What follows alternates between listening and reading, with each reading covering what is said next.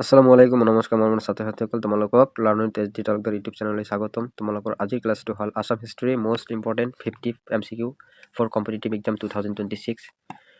আগন্তুক আপকামিং যিবোৰ Assam competitive exam আহিবলৈ আহি আছে আৰু এই আপকামিং এক্সামৰ বাবে আসাম জিকে আসাম হিষ্ট্ৰীৰ মোষ্ট ইম্পৰ্টেণ্ট 15 MCQ তোমালোকৰ কাৰণে লৈ আহিছোঁ আৰু এইটো গতিকে তোমালোকৰ কাৰণে ডিছকাছ কৰিম। তোমালোকে ক্লাছটো স্কিপ নকৰাকৈ ভালদৰে চাবা। প্ৰশ্ন 1 যে অসমৰ প্ৰাচীন নাম কি আছিল? অসমৰ প্ৰাচীন নাম বুলি ক'লে হিষ্ট্ৰিকেল, এইটো প্ৰাচীন নাম বুলি ক'লে কামৰূপ ক'ব লাগিব। আৰু অসমৰ প্ৰাচীন যুগৰ আগতে প্ৰাগজ্যোতিষপুৰ বুলি কোৱা হৈছিল, প্ৰাগজ্যোতিষপুৰ বুলি জানো। কিন্তু প্ৰাচীন যুগ বুলি ক'লে আমি হিষ্ট্ৰিকেল যুগ বুলি ক'ব লাগিব, যিটো নেকি লিপিবদ্ধ আছে অসম ইতিহাসত। এইটো কামৰূপ ক'ব লাগিব। Option B is the right answer. প্ৰশ্ন 2 কামৰূপ ৰাজ্যৰ প্ৰতিষ্ঠাপক কোন আছিল? কামৰূপ ৰাজ্যৰ প্ৰতিষ্ঠাপক আছিল নৰকাসুৰ আৰু এই নৰকাসুৰৰ ৰাজধানী ক'ত আছিল? প্ৰাগজ্যোতিষপুৰ। নৰকাসুৰৰ ৰাজধানী ক'ত আছিল? প্ৰাগজ্যোতিষপুৰ। আৰু এই অসমৰ প্ৰথম ৰজা বুলি ক'লে কাক ক'ব লাগিব? মহীৰংগ দানৱ। আৰু এই মহীৰংগ দানৱ অসমৰ প্ৰথম ৰজা আছিল আমাৰ অসমৰ। প্ৰশ্ন 3 ভগদত্ত কোন মহাকাব্যৰ চৰিত্ৰ? ভগদত্ত মহাভাৰতৰ মহাকাব্যৰ চৰিত্ৰ। Option B is the right answer. প্ৰশ্ন 4 কামৰূপ ৰাজ্যৰ ৰাজধানী কি আছিল? কামৰূপ ৰাজ্যৰ ৰাজধানী আছিল প্ৰাগজ্যোতিষপুৰ আৰু এই প্ৰাগজ্যোতিষপুৰ কাৰ ৰাজধানী আছিল? নৰকাসুৰৰ ৰাজধানী আছিল। প্ৰশ্ন 5 অসমৰ কোন বংশক বৰ্মন বংশ বলা হয়? অসমক বৰ্মন বংশক বৰ্মন বংশ বলা হয়। আৰু বৰ্মন বংশ কোনে প্ৰতিষ্ঠা কৰিছিল? পুষ্যবৰ্মনে প্ৰতিষ্ঠা কৰিছিল। প্ৰশ্ন 6 বৰ্মন বংশৰ প্ৰথম ৰজা কোন আছিল? বৰ্মন বংশৰ প্ৰথম ৰজা আছিল পুষ্যবৰ্মন আৰু এই পুষ্যবৰ্মন বৰ্মন বংশ প্ৰতিষ্ঠা কৰিছিল। আৰু এই বৰ্মন বংশৰ শ্ৰেষ্ঠ ৰজা আছিল ভাস্কৰ বৰ্মন আৰু ভাস্কৰ বৰ্মনৰ সমসাময়িক ৰজা আছিল কোন? শ্ৰী হৰ্ষবৰ্ধন। আৰু এই ভাস্কৰ বৰ্মনৰ সময়ত চীনা পৰিব্ৰাজক হিউৱেন চাং অসমত আহিছিল আৰু অসমত আহি অসমৰ বিষয়ে এটা টকা লিখি থৈ গৈছিল, এখন গ্ৰন্থ লিখি থৈ গৈছিল আৰু এই গ্ৰন্থটোৰ নাম হ'ল চিইউকি। আৰু এই চিইউকিৰ গ্ৰন্থত আমাৰ অসমৰ পৰিধি 1700 মাইল বুলি উল্লেখ কৰিছে। প্ৰশ্ন 7 ভাস্কৰ বৰ্মন কোন সম্ৰাটৰ সমসাময়িক ৰজা আছিল বা কণ্টেম্পৰেৰী বুলি কোৱা হয়? ইয়াক হৰ্ষবৰ্ধনৰ সমসাময়িক ৰজা আছিল ভাস্কৰ বৰ্মন, কুমাৰ ভাস্কৰ বৰ্মন, আৰু ইয়াক কুমাৰ ৰজা বুলিও কোৱা হয়। প্ৰশ্ন 8 চীনা পৰ্যটক হিউৱেন চাং অসমক কি নামে উল্লেখ কৰিছিল? আৰু এই ভাস্কৰ বৰ্মনৰ সময়ত যেতিয়া চীনা পৰিব্ৰাজক হিউৱেন চাং অসমলৈ আহিছিল আৰু এই হিউৱেন চাঙে অসমক কি বুলি কৈছিল? কি য়া ম লো পু। এইটো কৈছিল যে কিউ মা লো পু, এইটো বুলি কৈছিল অসমক। এইটো মাইণ্ড কৰিব। Option B is the right answer.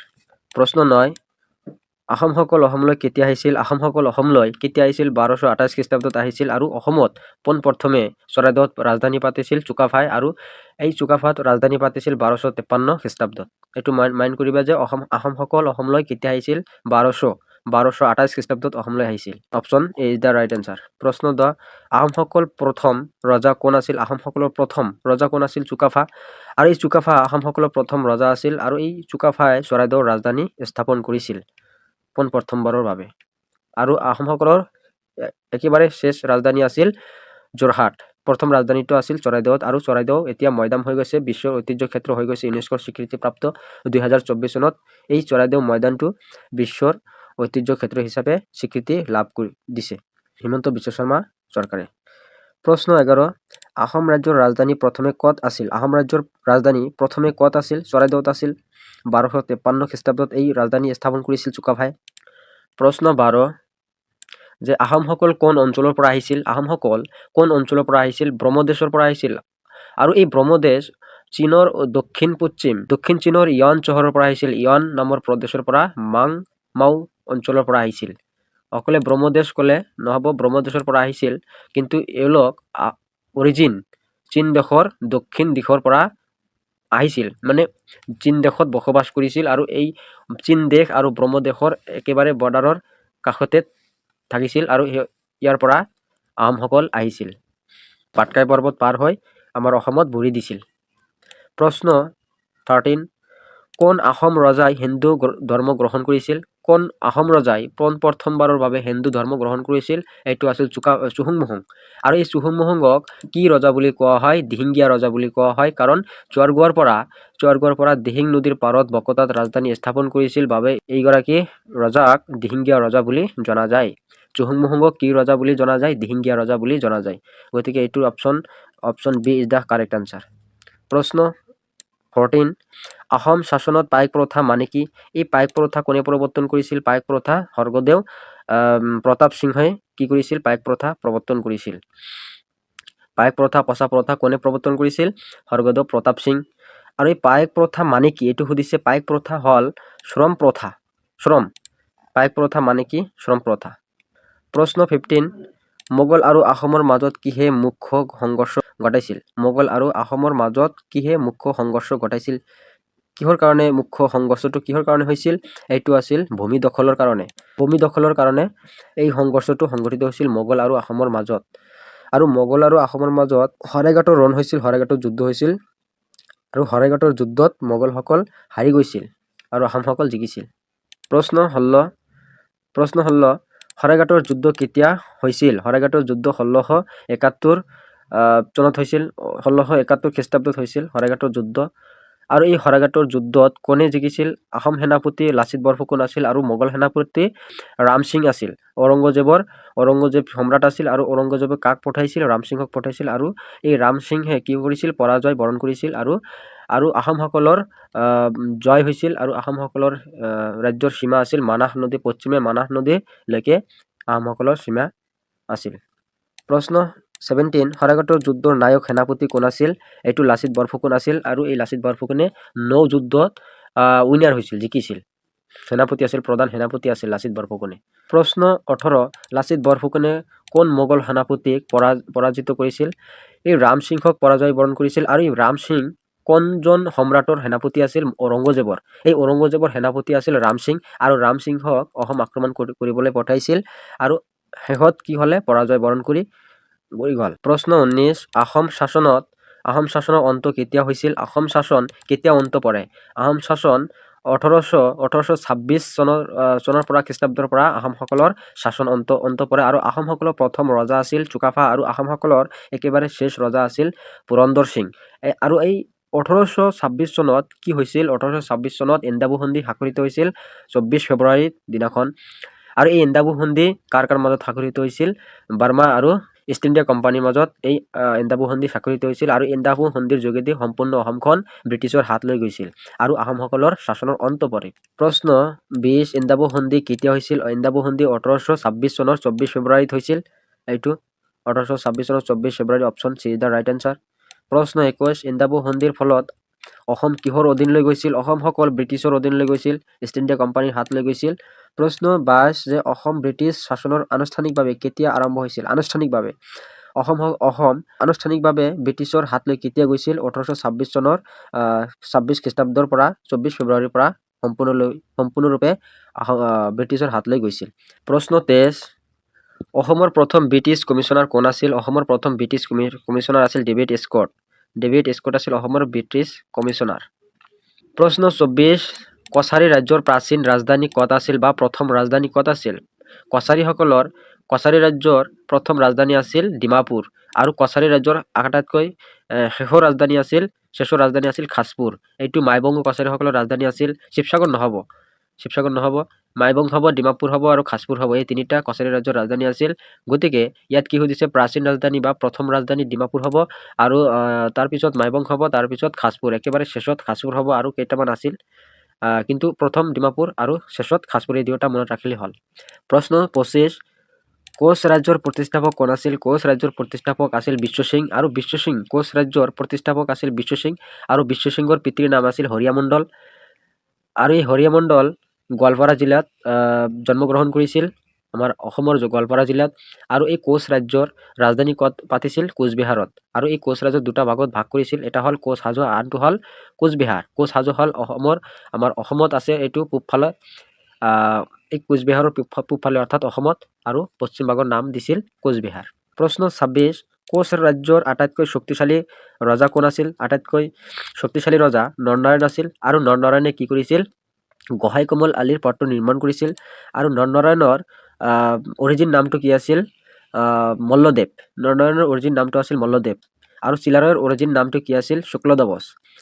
আৰু এই শুক্লধ্বজে চিলাৰায় নাম লৈ চিলাৰ দৰে আক্ৰমণ কৰি বহুতো ৰাজ্য জয় কৰিব পাৰিছিল।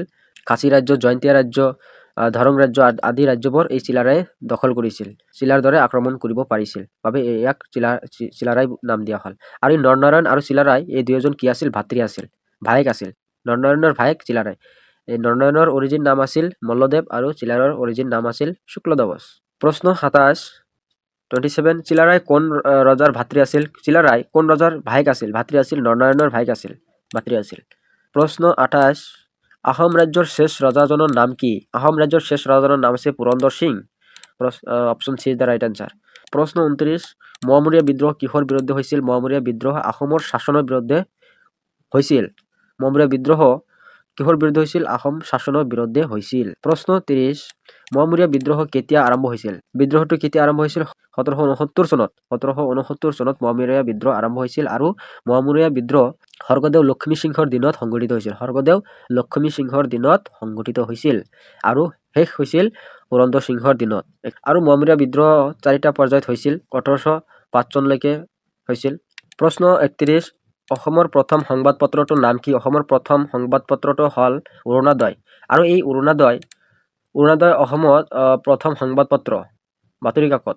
আৰু এই অৰুণোদয় শিৱসাগৰ মিছনাৰী প্ৰেছৰ পৰা প্ৰকাশ পাইছিল। কেতিয়া প্ৰকাশ পাইছিল? 1846 চনত এই অৰুণোদয় কাকতখন প্ৰকাশ পাইছিল শিৱসাগৰ মিছনাৰী প্ৰেছৰ পৰা। প্ৰশ্ন 32 অৰুণোদয় সংবাদপত্ৰ কেতিয়া প্ৰকাশ পাইছিল? 1846 চনত অৰুণোদয় কাকতখন প্ৰকাশ পাইছিল শিৱসাগৰৰ পৰা। প্ৰশ্ন 33 অসমত চাহ খেতি আনুষ্ঠানিকভাৱে আৰম্ভ হয় কেতিয়া? আনুষ্ঠানিকভাৱে আৰম্ভ হৈছিল 1837 চনৰ পৰা আনুষ্ঠানিকভাৱে চাহ খেতি আৰম্ভ হৈছিল। আৰু অসমত চাহ আৱিষ্কাৰ কোনে কৰিছিল? পোনপ্ৰথমে চাহ ৰবাৰ্ট ব্ৰুছে আৱিষ্কাৰ কৰিছিল। পোনপ্ৰথমে চাহ খেতিয়ক আছিল ৰবাৰ্ট ব্ৰুছে। আৰু আমাৰ অসমৰ পোনপ্ৰথমে চাহ খেতিয়ক কোন আছিল? মণিৰাম দেৱান। প্ৰশ্ন 34 অসমৰ প্ৰথম চাহ বাগিচা ক'ত স্থাপন কৰা হৈছিল? অসমৰ প্ৰথম চাহ বাগিচা ক'ত স্থাপন কৰা হৈছিল? চাবুৱা। এই চাবুৱা চাহ বাগিচা পোনপ্ৰথমে স্থাপন কৰা হৈছিল। আৰু অসমৰ চাহ ৰাজধানী বুলি কাক কোৱা হয়? যোৰহাটক কোৱা হয় টকলাই। আৰু টকলাই চাহ গৱেষণা কেন্দ্ৰ আছে। টকলাই অসমৰ চাহ ৰাজধানী বুলি জনা যায়। প্ৰশ্ন 35 1857 চনৰ বিদ্ৰোহ অসমৰ নেতৃত্ব কোনে দিছিল? মণিৰাম দেৱানে দিছিল। আৰু 1857 চনত কি বিদ্ৰোহ হৈছিল? চিপাহী বিদ্ৰোহ হৈছিল। আৰু চিপাহী বিদ্ৰোহ অসমৰ পৰা গুৰি ধৰোঁতা কোন আছিল? মণিৰাম দেৱান। আৰু এই চিপাহী বিদ্ৰোহৰ ফলত মণিৰাম দেৱানক আৰু পিয়লি বৰুৱাক ফাঁচি দিয়া হৈছিল যোৰহাট কাৰাগাৰত। আৰু ইয়াৰ আগত কলকাতাত বন্দী কৰি থৈছিল আৰু পিছত যোৰহাটত আনি পিয়লি বৰুৱাক আৰু মণিৰাম দেৱানক ফাঁচি দিয়া হৈছিল। প্ৰশ্ন 36 মণিৰাম দেৱানক কেতিয়া ফাঁচি দিয়া হৈছিল? মণিৰাম দেৱানক 1858 চনৰ 24 ফেব্ৰুৱাৰীত ফাঁচি দিয়া হৈছিল। ক'ত ফাঁচি দিয়া হৈছিল? যোৰহাট কাৰাগাৰত ফাঁচি দিয়া হৈছিল 1858 খ্ৰীষ্টাব্দত। আৰু চিপাহী বিদ্ৰোহ কেতিয়া হৈছিল? 1857 চনত। এক বছৰ পিছত মণিৰাম দেৱানক ফাঁচি দিয়া হৈছিল। প্ৰশ্ন 37 অসমক পৃথক প্ৰদেশ হিচাপে ঘোষণা কৰা হৈছিল কেতিয়া? অসমক পৃথক প্ৰদেশ হিচাপে কেতিয়া ঘোষণা কৰা হৈছিল? অসমক পৃথক প্ৰদেশ হিচাপে 1874 চনত ঘোষণা কৰা হৈছিল। আকৌ অসমক যেতিয়া বংগ বিভাজন সংঘটিত হ'ল 1905 চনত আকৌ অসমক অসম প্ৰদেশ বা পূৰ্ববংগ হিচাপে স্বীকৃতি দিয়া হ'ল। প্ৰশ্ন 38 অসম সাহিত্য সভা কেতিয়া স্থাপন কৰা হৈছিল? অসম সাহিত্য সভা 1917 চনত পোনপ্ৰথমবাৰৰ ভাৱে স্থাপন কৰা হৈছিল। আৰু অসম সাহিত্য সভা প্ৰথম সভাপতি কোন আছিল? পদ্মনাথ গোহাঁই বৰুৱা। আৰু এই অসম সাহিত্য সভা পোনপ্ৰথমে ক'ত স্থাপিত হৈছিল? শিৱসাগৰত। আৰু সম্পাদক কোন আছিল? শৰৎচন্দ্ৰ গোস্বামী। প্ৰশ্ন 39 অসমৰ প্ৰথম মুখ্যমন্ত্ৰী কোন আছিল?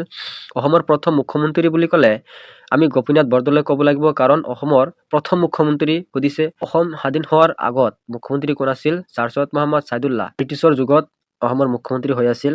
আৰু বিষ্ণুৰাম মেধি আমাৰ অসমৰে আৰু অসমৰ লৌহ মানৱ আইৰণ মেন অফ আছাম বুলি জনা যায় বিষ্ণুৰাম মেধি অসমৰ লৌহ মানৱ বুলি জনা যায়। আৰু ভাৰতৰ লৌহ মানৱ বুলি ক'লে চৰ্দাৰ বল্লভভাই পেটেলক ক'ব লাগিব। আৰু অসমৰ লৌহ মানৱ বুলি ক'লে বিষ্ণুৰাম মেধিক ক'ব লাগিব। আৰু বিষ্ণুৰাম মেধি তামিলনাডুৰ আমাৰ অসমৰ পৰা প্ৰথম ৰাজ্যপাল আছিল।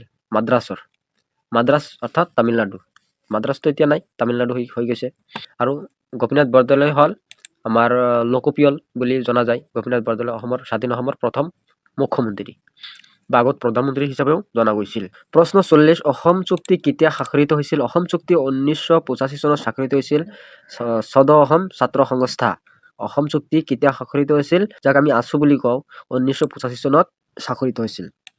প্ৰশ্ন 41 অসম আন্দোলন কেতিয়া আৰম্ভ হৈছিল অসম আন্দোলন 1979 চনত option C is the right answer প্ৰশ্ন 42 লাচিত দিৱস কেতিয়া পালন কৰা হয় লাচিত দিৱস 24 নৱেম্বৰৰ দিনাখন আমি লাচিত দিৱস হিচাপে পালন কৰোঁ প্ৰশ্ন 43 আহোম ভাষা কোন ভাষাৰ গোটৰ অন্তৰ্গত এইটো ইণ্ডো ইউৰোপীয় দ্ৰাবিড় টাইচিন এইটো হ'ব অপশ্যন টাইচিন যেহেতু আমাৰ আহোমসকল টাই প্ৰজাতি বা আসান প্ৰজাতিৰ মানুহ হয় মৰাণ সম্প্ৰদায়ৰ মানুহ টাই জনগোষ্ঠী গতিকে তেওঁলোকৰ ভাষাটো টাই আৰু চীনা হ'ব আৰু এইটো গোটৰ অন্তৰ্গত টাই আৰু চীনা প্ৰশ্ন 44 চুকাফাৰ সমাধি ক'ত অৱস্থিত চুকাফাৰ সমাধি চৰাইদেউত অৱস্থিত আৰু চৰাইদেউ ময়দানলৈ এতিয়া হৈছে ইউনেস্কো স্বীকৃতিপ্ৰাপ্ত হৈছে 2024 চনত চৰাইদেউ কিহৰ বাবে বিখ্যাত মৈদামৰ বাবে বিখ্যাত প্ৰশ্ন 45 চৰাইদেউ কিহৰ বাবে বিখ্যাত চৰাইদেউ মৈদামৰ বাবে বিখ্যাত প্ৰশ্ন 46 অসমৰ প্ৰথম বিশ্ববিদ্যালয় কোনটো অসমৰ প্ৰথম বিশ্ববিদ্যালয় কোনটো ডিব্ৰুগড় বিশ্ববিদ্যালয় তেজপুৰ বিশ্ববিদ্যালয় গুৱাহাটী বিশ্ববিদ্যালয় অসম বিশ্ববিদ্যালয় কোনটো হ'ব গুৱাহাটী বিশ্ববিদ্যালয় আৰু এই গুৱাহাটী বিশ্ববিদ্যালয় কেতিয়া স্থাপন কৰা হৈছিল 1948 চনৰ ভাৰত স্বাধীন হোৱাৰ এক বছৰমান পিছত 1948 চনৰ